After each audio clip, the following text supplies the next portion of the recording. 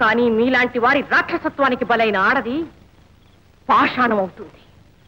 ఆ పాషాణం ముందు ఏడ్చినా మొత్తుకున్నా ప్రయోజనం లేదు. వెళ్ళండి. జానకి, నువ్వు ఇంకా నన్ను అర్థం చేసుకోలేదు. నిన్ను నాదాన్ని చేసుకోవాలని, నాతో పాటు తీసుకెళ్లాలని వచ్చాను. ఇదిగో స్వామి సమక్షంలో నీ మెడలో తాళి కట్టాలని. ఎవడో కట్టిన తాళి ఒకటి కదా, పవిత్రమైన మీ తాళెందుకులేండి. తాళి మీద తాళి కట్టినా, చచ్చిన వాడని మళ్లీ చంపినా ఒకటే. ఉంచండి, వేరే ఎవరికైనా పనికొస్తుంది. జానకి, జానకి, నువ్వు నన్ను ఇంకా నమ్మడం లేదు కదా. మీరు నాకు తాళి కట్టేది, నన్ను తీసుకెడతానంటున్నది మీ ప్రాణాల కోసమే కదా గోపాలరావు గారు.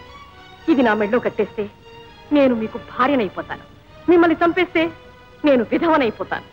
ఈ తాళి బొట్టు కోసమైనా మిమ్మల్ని కాపాడతాననిగా.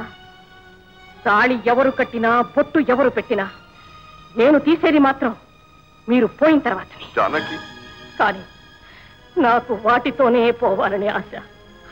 ఆ ఆశే మీకు ప్రాణం పోస్తుంది. నా బిడ్డలు మీ మీద చెయ్యెత్తరు, మీ ప్రాణానికి ఏ హాని కలిగించరు. ఆ దేవుడి మీద ప్రమాణం చేసి చెప్తున్నా.